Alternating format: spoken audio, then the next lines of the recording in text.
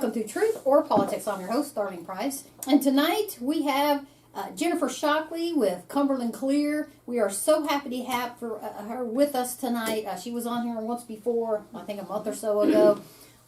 This is regarding the proposed giant landfill down in Scott County, Tennessee. And before we get started first, we want to thank everybody for watching and keeping up with this.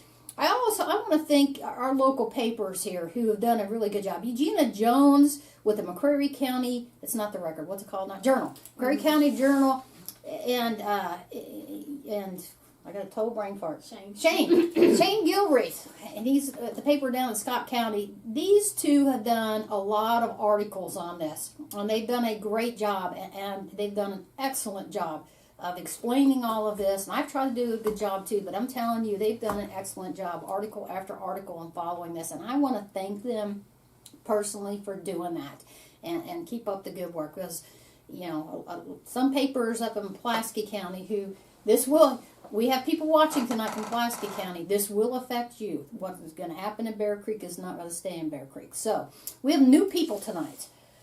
Up in Russell Springs, Russell County, thank you for joining us. And we have some other new people too, I'm sure. I'm going to recap real quick.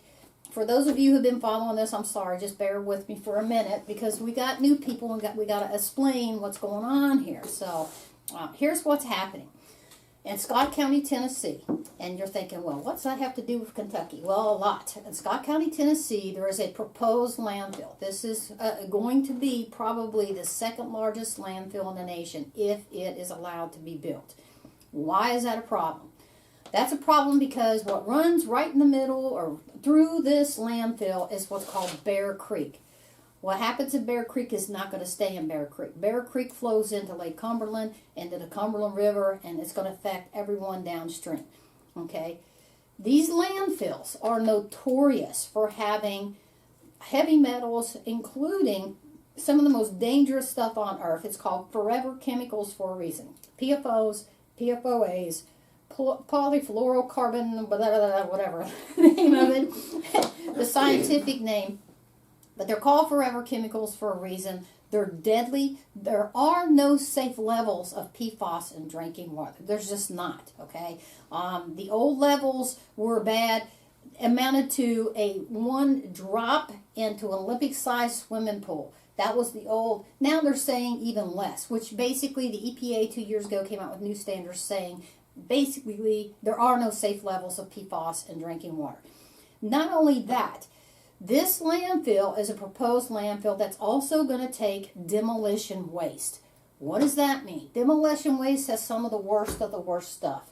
It has all your heavy metals. It has asbestos. Okay, regular landfills oftentimes have asbestos. But demolition waste for sure is going to have asbestos.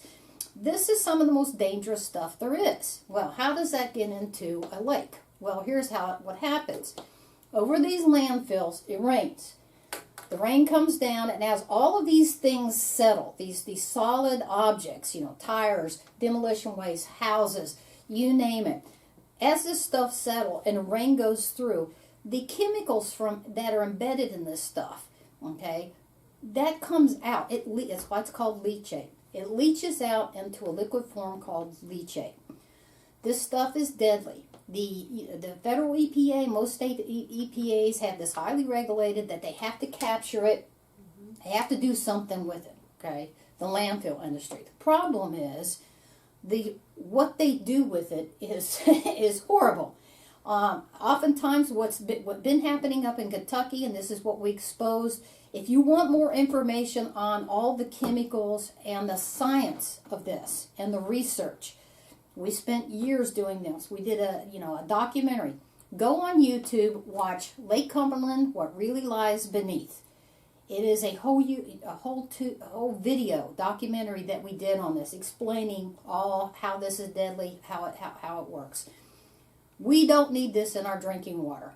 McCreary County's drinking water is downstream from this. So is Pulaski County. So is Russell County. Everybody all the way downstream of Lake Cumberland, down the Cumberland River, all the way to Nashville, this is going to affect us. We do not need to have this here. next to a national park, the big South Fork National Park. That's just crazy to bring it. That's like bringing in a huge landfill and put it next to Yellowstone. It just doesn't make any sense. So, months and months ago, I was approached by our water people over here in McCreary County, Stephen and the people running our water. They don't want this either. They're fighting it, and he's the one that found out about this and brought it to my attention, and Jennifer did too. And of course, Eugenia jumped right on it. Eugenia Jones with the McCreary County Journal did amazing articles. So we have all joined forces. We are fighting this, and we hope that you guys will join this fight. Now that you're caught up. Okay, the Tennessee Department of, what is it? Ecology? Environment and Conservation. There you go. Tennessee, okay, TDEC, that's their acronym. We're going to, I won't say it, I'll be nice. Anyways, they held a big meeting last week. Why are we just now doing a show? I would have done a show the next night, but I left. I had to go to Mississippi because it snows, and I love snow. And every time I leave town and go south or wherever, it snows, and I miss the snow. Okay, so I was in Mississippi, so I just got back. So now we're having this show on the TDEC meeting. And first, let me ask you, what was your impression of this meeting before I rip them? Go ahead. I have to say that we were kind of surprised. They reached out to us, Cumberland Clear, our organization, and wanted us to help organize the meeting and get the word out. And at the time, they told us that they would be taking questions about the landfill project, as well as an evaporator expansion that they're doing at our current landfill, Volunteer Regional. But when the meeting happened, they kind of turned face and they went back on that and refused to talk about the landfill project, which is why over 450 people were present. Yeah. Repeat that. Yeah. We got Cumberland Clear worked their butts off. They did. And Eugenia and Shane and me, all of us worked very hard to get the word out, to get people at this meeting. And we did. It was 450-something people showed up. That's a lot. For those of you who are from around here, because we have people in California, I got friends in California and stuff watching. We're in the middle of the Daniel Boone National Forest. To get 450-something people to show up in a gymnasium is amazing. Yeah, so, I mean, some people drove, over an hour to get there. So that's dedication, We're just really thankful that everybody showed up. Sometimes it's about the message that is given to everyone else in the state and not so much what happens in that meeting. And I think we were loud and clear that we don't want this in our community. Yeah, I think the first we were just talking about that. We always have the show before the show, which is usually more interesting than no. But yeah, I don't know who she was, but this coolest little old lady got up there and she just let them have it. She says, "No, take that out to the desert where we don't need this here." And, of course I started, the whole crowd went wild. I mean, that was the first speaker. So I think we definitely got the point across that, and I think one of the TDEC people was even overheard saying, boy, we didn't expect this. Yeah. And they did not like the questions, and they were extremely uncomfortable answering those questions. They're all sitting, because I want to get up, okay, who's going to answer it? And they all look at each other and just reluctantly want them to get up and just, they were not comfortable. And, what I found disturbing, one of many things I found disturbing, I went to that meeting hoping and assuming that Tennessee would have better laws, better, policies, better accountability than Kentucky. For those of you who are just joining us, again, go to Lake Cumberland, What Really Lies Beneath on YouTube. We did a whole documentary on that. And what we exposed is up here in Kentucky, the Kentucky Water District and the Kentucky EPA has turned a blind eye completely to PFAS. And I want to make this statement. It is not a coincidence, in my opinion, that the state of Kentucky has the highest cancer rate in the nation. Let me repeat that. Kentucky has the highest cancer rate in the nation. That is absolute fact. It is also fact that the cancers, the highest rate of cancers are related to PFAS exposure. That's PFAS, again, forever chemicals. Those are the type of cancers that we are high in. It's not just smoking. That's what everybody tries to do. Oh, it's because people smoke. Mm-hmm. In the process of doing my investigation in Kentucky and getting, leachate stopped from going through a wastewater treatment plant up here that was defective, what I found out was, the numerous people, I mean dozens of people that I interviewed had never smoked. These are people that were fit, did everything right, ate right, exercised, but what they did is they drank that water out of the tap. And, I think that that's related, and most people do.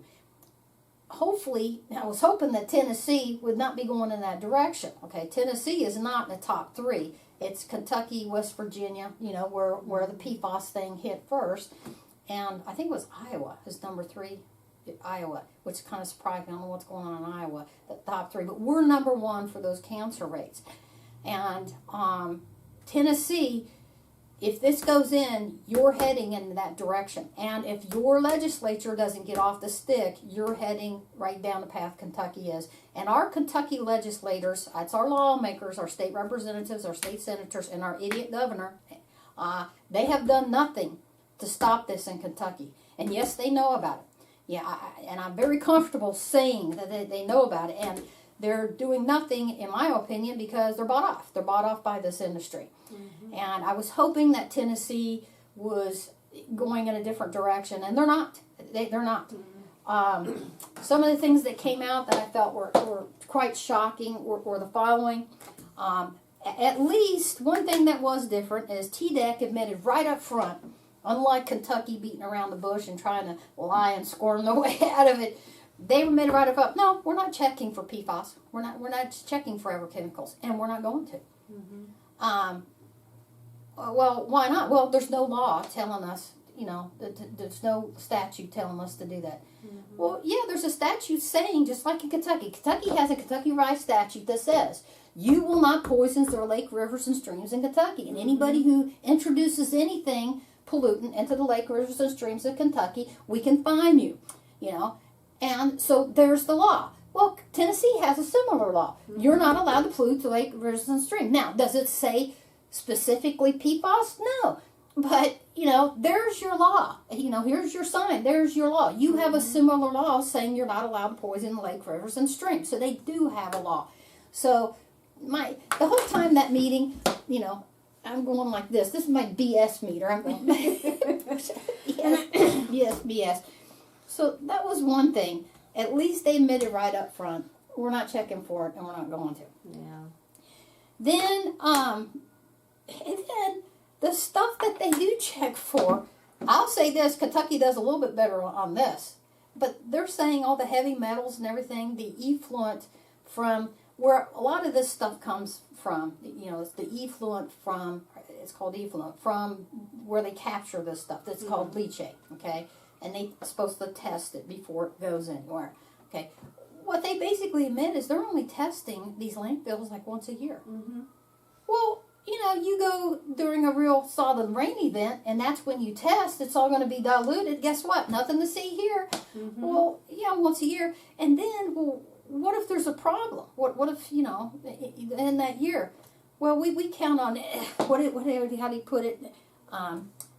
Self-reporting. Yeah. We rely, this is what it said. You can't make this stuff up, I swear. I'm laughing to keep from crying. We rely on, am I wrong? Nope, self-reporting. Self-reporting. Yes. And I'm like, well, what the hell is self-reporting? What does that mean? Mm-hmm. And he goes, well, that's where, where the landfill itself has to recognize, oh, okay, I'm poisoning everybody. Therefore, I'm going to report myself. Because that happens a lot, right? And subject myself to fines, penalties, and possible jail time. Right. Yeah. That Have you ever reported yourself for speeding? No. Yeah, me neither. No. Exactly. Yeah. So, no, they're not going to self-report. So, basically, Tennessee TDEC is as bad as the Kentucky Water District and Kentucky EPA. They're not doing anything, better. I was just. Here's what I was going to do. This is why they didn't let me speak, or they wanted to let Jennifer speak too. This is not a coincidence either. Jennifer and what's her name? The other Kathy. Kathy. Yeah. Okay, we're like the three, most. We're doing interviews and everything. We're kind of the leadership of this stuff, especially you and Kathy more than me. But news-wise, I am, right? Yeah. And, our names are prominently on the list to be speakers. Mm-hmm. And they prominently passed up all three of us. That's not a coincidence. I'm sorry, that is not a coincidence. They did that on purpose. And finally, he goes, well, because they were getting real uncomfortable. People were really popping questions at him that they had bad answers or no answers to, right? So finally he said, well, the last question, the last person we're going to call is such and such, and was some guy's name. Luckily that man said, no, I want Jennifer to speak. Yeah. So you got to get up and speak. And you did an excellent job. Tell them what your questions were. So my questions were dealing with the fact that for this leachate evaporator, they only test the leachate once a year. So the last time they tested was in the spring of this year. Well, after that period of time, that landfill started accepting demolition debris from Bull Run. So that's TVA's, big nuclear power plant. They tore it down this summer, and that's where they sent the demolition debris. And so our concerns was that fly ash, and all of the harmful chemicals that are in that are now in the leachate, but we have no way of knowing. So if the baseline for that, was messed up, and so we're asking hard questions about when do you test, how do you know that everything is what they're saying it is, and they really did not like those questions. They just kind of shut it down, and pretty much you get what you get, and you don't throw a fit. Yeah, but I thought you did really well. In fact, I think all the speakers got up there. Yeah. And I think that they thought these are just, these people, they're not going to be knowledgeable about this. And what they were faced with was, hey, people who did their homework, people who knew the science, people who knew what forever chemicals were, people who knew what demolition waste were, and asking these hard questions. And they had horrible answers, and I dare say dangerous answers. What it is dangerous. This is folks, this is darn dangerous what's going on, not just in Tennessee but Kentucky. It's still going on. They're still not doing anything here in Kentucky to fix this problem either. One of the things they kept saying is, well, we don't have a law. We don't have a law making us test. There's no law. We don't have that power. We don't have the power. We don't have the authority. So what I was going to do, which is I'm sure why they did not want me to get up there and talk, I was going to get up and say, okay, so follow me here. You guys, you're TDEC, right? I'm going to pretend you're She's pretending. She's TDEC for right now. Your office, your salaries and everything are paid by these people behind me, taxpayers, right? So you're taxpayer funded. Okay, is that a fair statement? Yes. Yes. Okay, so is it a fair statement to say also that your primary job is to protect the citizens, these taxpayers that pay your salary, to protect them, the air, the water, and the environment from being poisoned? Is that a fair statement? Yes. Yes, okay. So it's your job, paid by these people, to protect everybody. And yet you're saying that you won't test or can't test for PFAS because there's no Tennessee revised statute saying you must test for PFAS. Is that correct? Okay, so let me ask you this. Is there a Tennessee revised statute or any statute or regulation that says you will not test for PFAS? No. Right. So there's no statute. Nobody's telling you are not allowed to test for PFAS. Is that correct? Yes. Okay. So you can test for PFAS. You're choosing not to. You're choosing not to test for forever chemicals. Isn't that correct? Okay. Also, you've made this statement. By the way, they made this statement. Let me hit this real quick. You did a good job pretending to be TDEC. Another thing they said too, that just blew my mind because I knew better, because I had researched this, and so had you. That, no, there's no way to test, because the one guy got up there and was talking about this evaporator, the smokestack, and it's going in the air, and, are you going to test the air for, PFAS or anything else? And he said, well, basically they weren't testing much for anything else. And then he said, there's no way to test the air for forever chemicals. Like, it doesn't exist. And I'm like, that's bull crap. So I would have asked that too. Do you know how they actually test if the evaporator is messed up or not? Go ahead. They look at the smoke that comes out of it and whether they can see through it or not. That's their test. So they look at it and they say, oh, I can see through it a little bit, so it's okay. Oh, no, I can't see through it at all, so it's not good now. That's their test. Like, they don't have official testing for that. They literally look at the smoke, the little plume that comes out of it, whether they can see through it or not. It's ridiculous. Here's the problem with that stupidity, okay? And that is this. Once PFAS is transferred into the air, it's like hexavalent chromium. Okay, here's another problem with these landfills.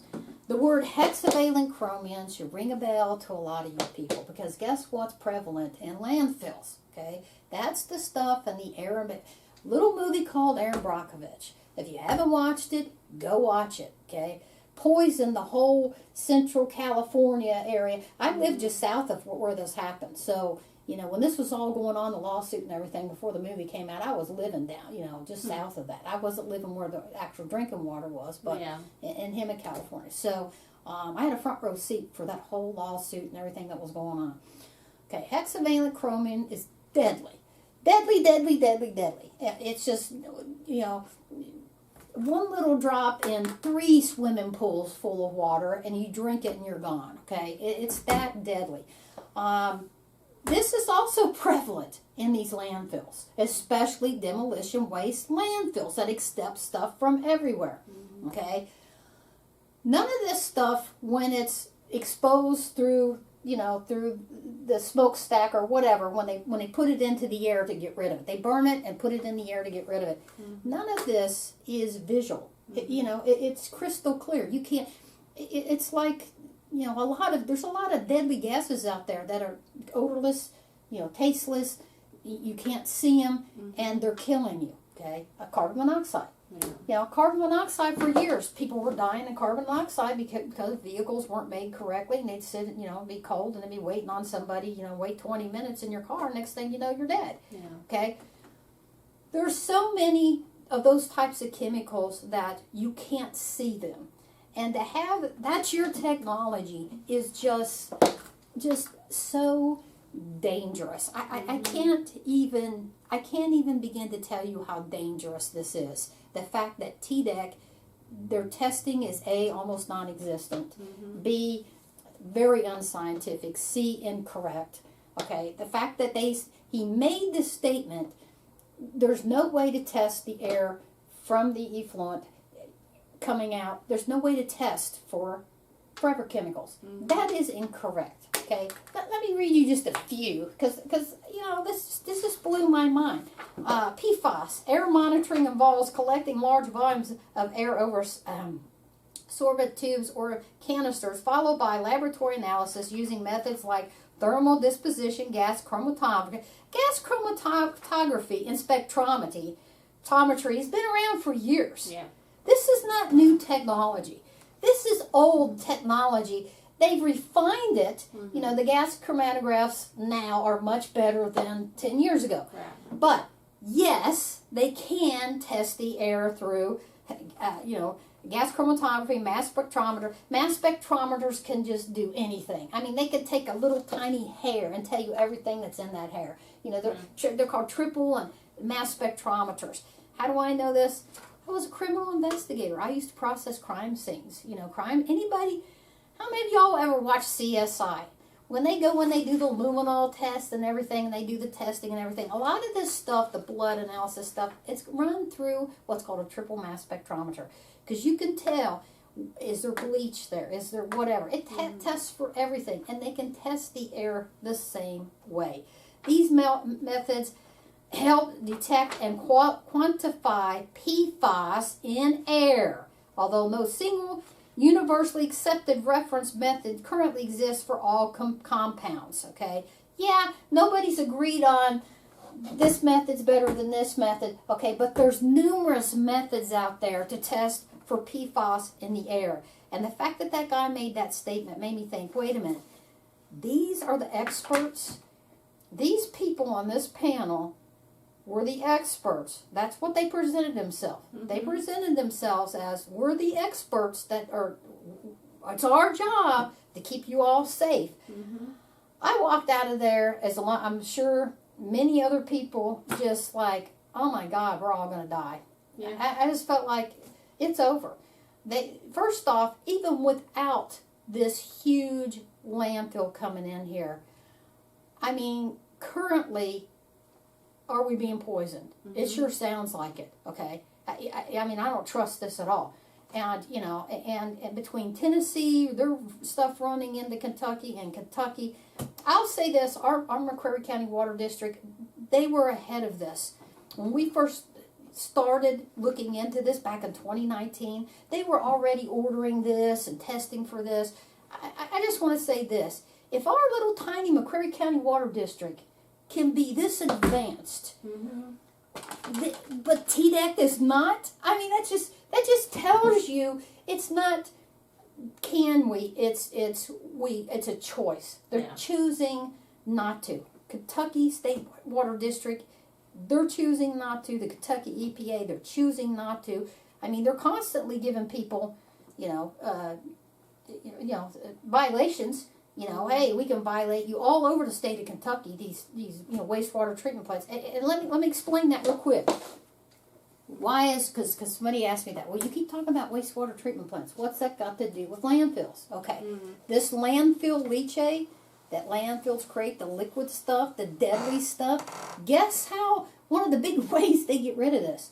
Oh, they load it up in trucks and they truck it all over, a lot of it right here in Kentucky, to wastewater treatment plants in Kentucky who supposedly treat the leachate and then run it right back into the Ohio River or the Kentucky River or Lake Cumberland, hence, and then the Cumberland River. Okay, this is what's happening all across Kentucky. Okay, why is that bad? It's bad because there are no wastewater treatment plants in Kentucky, and I can pretty much bet in Tennessee it's the same. None of them are designed to filter out PFAS, forever chemicals, or asbestos. They're not designed to do that. Mm-hmm. You know, they were never designed for landfills to take their leachate and run them through. Right. Just not. They're not designed for that. Hence, now we have the highest cancer rate in the nation. And I'm convinced it's linked. There's no doubt in my mind, and most people's minds who do any research on this, there is a link between how Kentucky is letting leachate come up here from out of state too. Mm-hmm. I mean, that landfill down there was bringing their leachate up to Mayor Keck's Somerset to his defective wastewater treatment plant. And I say defective because the state water district was giving them violations for years, but never fined them. And that's what's happening all across Kentucky. Many of these wastewater treatment plants are in violation. They're not up to the task to just do their own little community crap, much less demolition waste leachate coming through it. So, they're poisoning our lake rivers and streams. And if you think I'm wrong, go Google right now. Kentucky Fish and Game PFAS. Just Google those words. Guess what comes up? A couple of years ago, Kentucky had to come out with a don't eat the fish. You can't eat fish in Kentucky. You have to limit the fish because they're all loaded with PFAS. Well, if the fish are loaded with PFAS, guess who else is loaded with PFAS? We are, from drinking this stuff. So, to say I was disappointed in that meeting is an understatement. I think that meeting proved to be dangerous, and I know TDEC is, my brain kept saying, what a bunch of bureaucrats, what a bunch of bureaucratic BS, okay? Mm-hmm. Yeah, we can't, we don't have a law. Well, yeah, you can. There's no, if I'm wrong, somebody email me, Facebook message me. You message me the Tennessee statute that says you are not allowed to test effluent or air fluent for forever chemicals. Show me where it says you will not. Okay, because that law don't exist. Nobody researches like I do. And it doesn't. It doesn't exist in Kentucky either. So Kentucky and Tennessee, the people, the bureaucrats who are supposed to be protecting you, they're making a choice not to. Now, does that let your legislators off the hook? No. Your lawmakers, that's your Tennessee and Kentucky state representatives. That's your state senators and your governors. I don't know anything about the governor down there, but the governor up here, I can guarantee you he knows about this. He knows, because it's his appointed people that I send all this information to. He knows, and he don't care. He's too busy running for president. Your legislatures, your lawmakers in Tennessee and Kentucky tomorrow could pass a law. They could pass a law saying, no one will ever again, put it on the landfill industry. Here's the thing. The landfill industry is a multi-bazillion dollar industry. They make billions off this stuff every year. And they've known about this problem for decades. Decades ago, they could have put some money into filtration systems at the landfill, better ways to deal with this leachate, and they haven't, because it's all about money. They don't care about they're polluting everything. They don't care. They're just going to do the least amount that anybody makes them. And who's going to make them? Well, your governor, your state reps. Y'all in Tennessee and Kentucky, you need to figure out who is your state representative, who your state senator is. I think up here it's Stivers. In fact, he's the head of the state senate. He's doing nothing about this. Vote them all out. They've known about this for years. Forget this party bullcrap. Find someone, if you're a Democrat and I can't vote for anybody that's a Democrat, okay, well, find another Democrat to run against them. Republican, I got to vote Republican. Okay, find another Republican, and that's why primary elections matter. Go to the polls, whoever's running against them, vote these people out, because they have allowed us to be poisoned. And that's a fair statement. I'm real comfortable saying that. They've known about this. They haven't passed any laws. It was their job to pass the laws to do this. It doesn't let TDEC off the hook. So what else did you think? I want to add to that, one thing that I've learned is that the solid waste industry is in the eastern part of the United States, because that's the cheapest place to run these landfills. So we can't change the price that they charge per ton to let someone bring in their trash. But if your city or your county accepts leachate at your wastewater treatment plant, you as a people can protest. You as a people can tell your city and county leaders, we want the price to be so high that they do not send it here. We want you to increase the price so that you can increase the infrastructure to make this safe when you do clean it. And that will have a chain effect.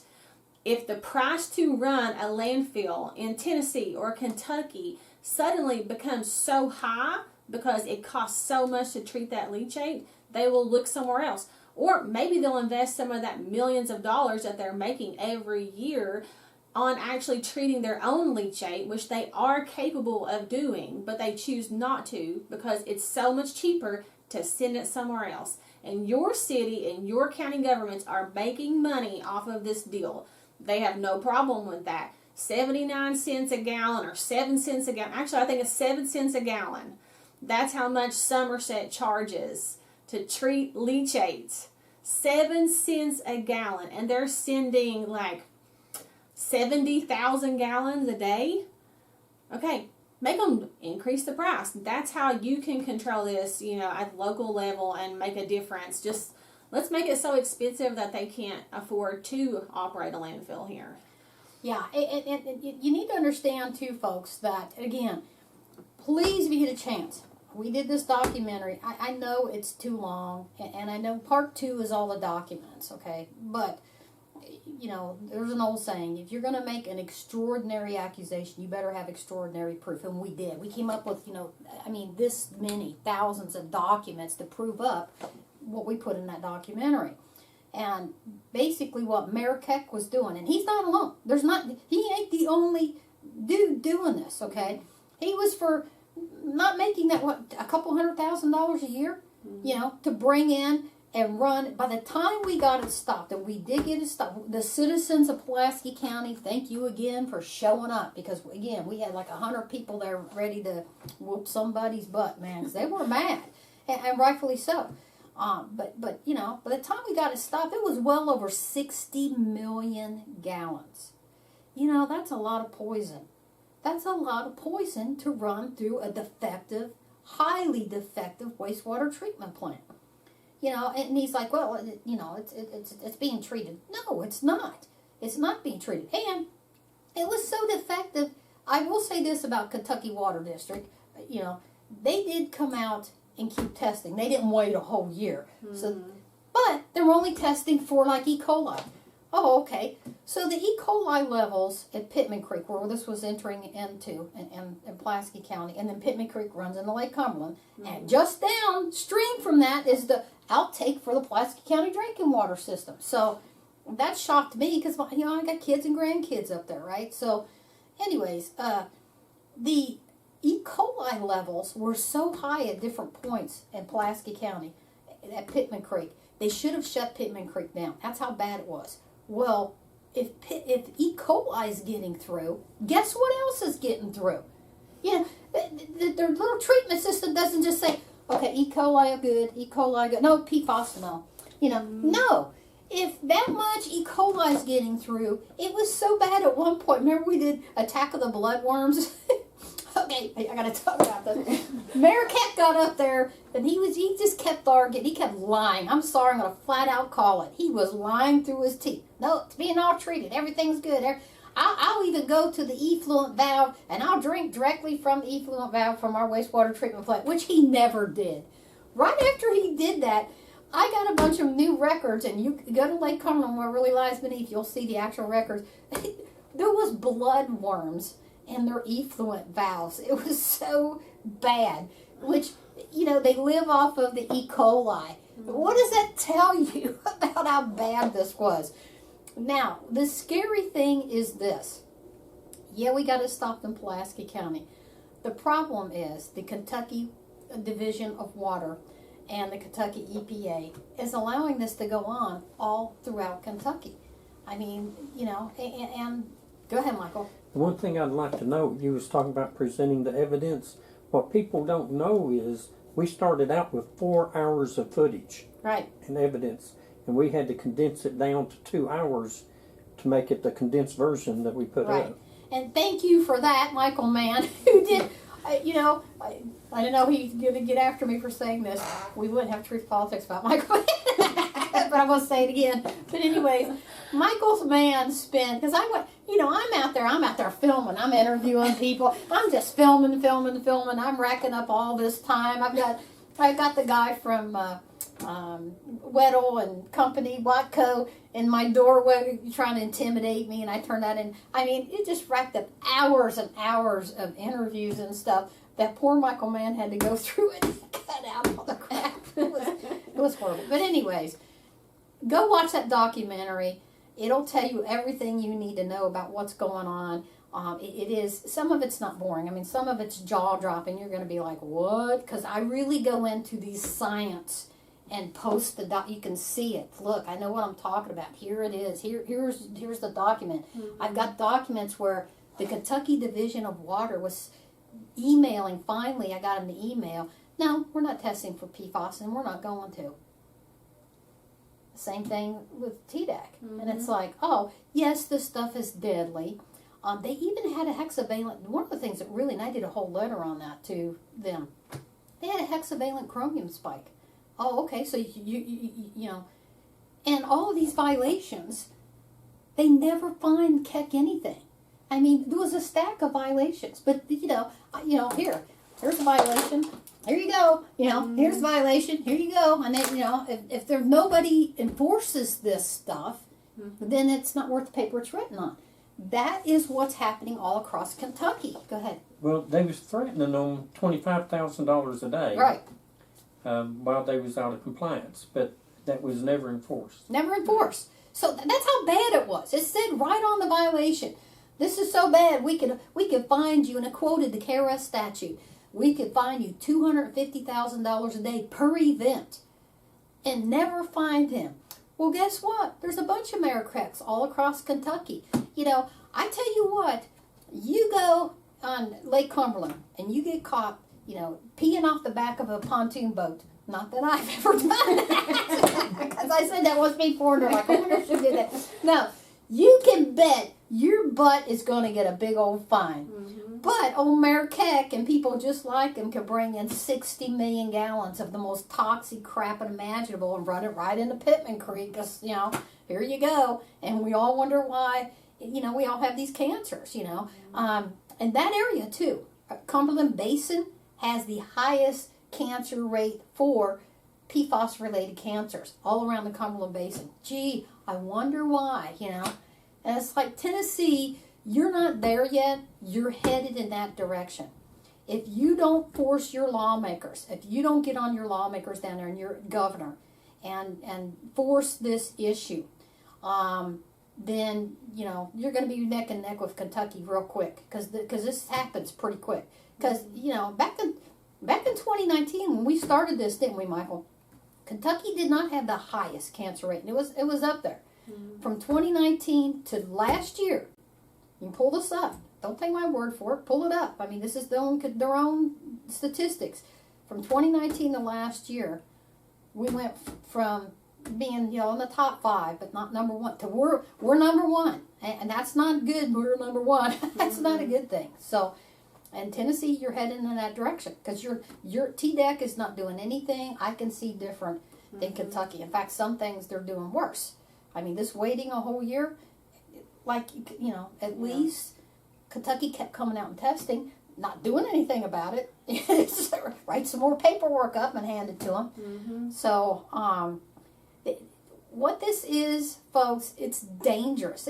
I don't know how else to say it. I mean, this is darn dangerous. It's just dangerous as all get out that our lawmakers in these 2 states and our divisions of water and the people, the bureaucrats that are supposed to be protecting us are not. They're just not. I mean, I'm real comfortable saying that. I mean, yeah.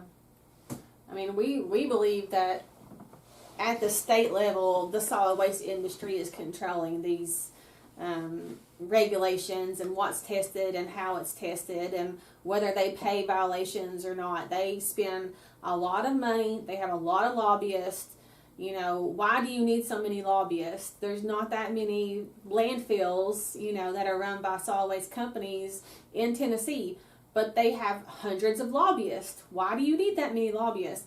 Because they want these things to stay this way, to make it to where they can make the most profit possible. And Tennessee is one of the cheapest places to run a landfill, and they can make the most profit off of that. So, and not worry about getting anything, and they don't care about the environment. They just don't.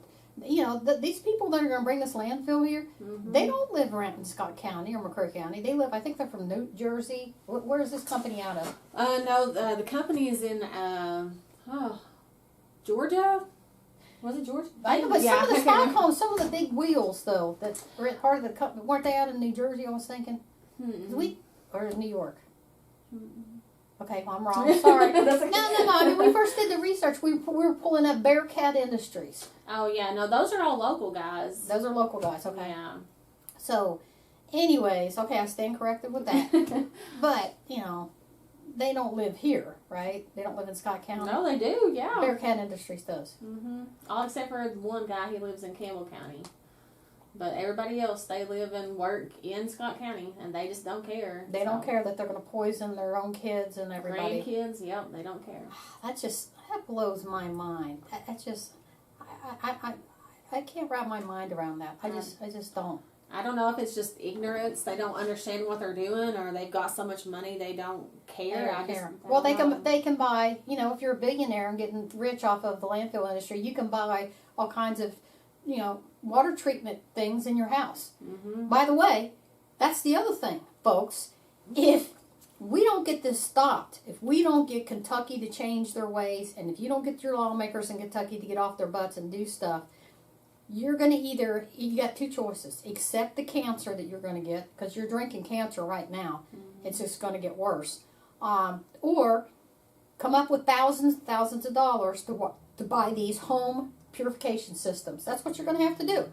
You're going to go and have to buy a home purification system. Okay, now that's good for a lot of it. But every time you go to a restaurant, like when we go up to Pulaski County, I felt all warm and fuzzy, kind of, because our outtake for the McCreary County water system is upstream from, where McCheck stuff was coming into Lake Cumberland. So it was, that was downstream, so we weren't getting any of it. I'm like, cool. Until you go to a restaurant up there, and they serve you ice in your drink or a glass of water, and, you don't know where that came from. Did that come from Pulaski County drinking water? And you folks in Russell Springs, my understanding that Pulaski County also sells their drinking water to other counties. And it's like, why would another county buy drinking water after this came out from Pulaski County? Why would you do that? I don't know. It's scary. It's just scary. Here, talk some more for a minute. Let me see what. Recently, the company that's going to be trying to build a second landfill, they had to file for another permit. They have to remediate a lot of water on this property. It is a lot of streams. This is a big project. It is a very big ask. But in the process of doing that, we've got new information. So we know it's going to be 700 acres. That's on top of 800 acres at volunteer. Yeah. Yeah. And in the paperwork it says that 80% of the solid waste they bring in will be on rail. Now let me tell you, that is the most expensive way to send solid waste is by railroad. Most of the solid waste that comes into Scott County right now, or all of the solid waste, is on tractor trailers, because that's the cheapest way to do it. So if you're sending it the most expensive way, it's not going to be East Tennessee. It's not going to be Kentucky trash. It's going to be from somewhere really far off, Nashville, New York, who knows. And also it says in there that they want to have enough airspace. So when you talk landfills, you talk about acreage, how much acres it will cover. But you also talk about airspace, and that's how tall they can build it. And they're asking for enough airspace that they will have 80 million cubic yards of solid waste. So I did the math for you. That's 2,000 feet tall. The Empire State Building is like 1,000 feet. Twice as tall as that. That's a lot of solid waste that is going to be creating this leachate that's going to go straight into the Bear Creek watershed, and it's really bad news, and it's scary, and we really need your help. If you enjoy your property values right now, get ready, because they will plummet. Whatever you think your property's worth, it ain't going to be worth a dime next to a landfill like this. Yeah. Not to mention, it is going to affect the waterways. It just is. And like we noted, they, in their proposal, their initial proposal, they admit they're bringing in demolition waste. They admitted that. Yeah, we're bringing in demolition. Like, so what? So what? We're going to bring in demolition waste. Well, there's a big so what. Demolition waste, again, that's some of those toxic stuff imaginable. It just, that's all your heavy metals. This stuff. These things are called forever chemicals for a reason, and it's not just the PFAS. I mean, asbestos is technically a forever chemical. Yeah. I want you to think about this. Think about when somebody. Ever watch somebody when they do asbestos removal? They go in the building. Look how they have to dress. They're in moon suits. Then they're handling this stuff. They're putting it into a moon suit mobile. They have to have the placards and everything. Toxic waste, And then, guess where it goes? he gets transferred where? To a landfill.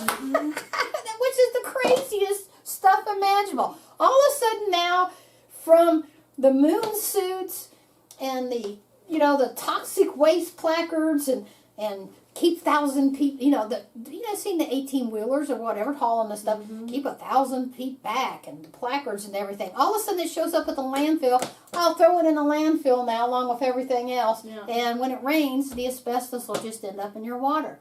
And we know that. We know that that's what's going to happen. And, oh, by the way, Kentucky and Tennessee, you can't find what you don't test for. And, you got to think, the question is it purposeful? Is it on purpose that they're not testing for the stuff? Because they're scared to death. If they really test for it, they know they're going to find it. And, and there you go. Which is the most irresponsible, negligent crap imaginable. I'm just shocked that a law firm, a big law firm, has not come into the state of Kentucky and started doing what in West Virginia. And sue the crap, not only out of the people who made this stuff, DuPont and 3M, that's the PFAS, but also, sovereign immunity only goes so far. I have absolutely proven up and have the documents to show that the lawmakers in Kentucky, the state water district, the state EPA, they knew. That's part of negligence. When you know you're poisoning the waters and you're doing nothing about it, that's extreme negligence. I am shocked that a big law firm, and believe me, I've tried to get him to come in here, has not come in and filed a class action lawsuit against the state of Kentucky. It's just crazy. And all you got to do is have a blood test. Everybody go have your blood tested. If you got levels of PFAS in your blood, then guess what? You're going to eventually develop one of these cancers. You are. It's going to happen. Or, asbestos. Start testing for asbestos. That's why they're not testing. They know they're going to get sued. So, I just, it's just the level of negligence and the not caring about kids and grandkids. And for you people out there who love wildlife, hello, look at where we live. We have elk here. We have wolves. We have, beaver. Not to mention, hello, we have protected and endangered species. So TDEC and Kentucky Water District, how do you explain allowing endangered and protected species to be poisoned like this? Because that's what's happening and it's going to happen. How do you explain that? Where's the Sierra Club? Where's PETA? Where are these organizations that are designed to protect? If you're not going to protect the humans, at least come in here and do something to protect our elk, our bears. I'm a big bear lover. I'm constantly trying to protect the bears from everything. And people, Darlene, I think people even refer to the bears are in there. There's one Darlene's bears, like they're my bears. But I love the bears. I love the wildlife. I spend more time in the woods than most hunters do. I spend more time in the woods than almost anybody. Okay, I live in the woods. And it just kills me. It's unconscionable. It's negligent. It's criminal. You know what it is? It's criminal. When you know you're poisoning somebody and you're doing nothing about it, well, how is that not criminal? That's what I want to know. How is that not a crime? You know you're poisoning people. That's just, I don't know. So, I'm going to toss it back to you. I'm sorry I get on a rant about this because, it's my health and it's my, I have kids and grandkids here. And it worries me how I got involved in this in the first place. In 2019, so Truth or Politics, we go up and we're nosing around in Pulaski County. Somebody told us there's all kinds of crap going on up there, which I didn't believe. Boy, I do now. Anyway, some old guy comes up and tells me all this, and I'm like, nah, no way. Well, the weekend before that meeting where I was clued into this, that weekend before, my husband and I had our kids and grandkids on our pontoon boat, on those floaty things, those, things you pull behind a boat, right in Pittman Creek. And I'm like, we've poisoned our kids and grandkids, So this is personal to me.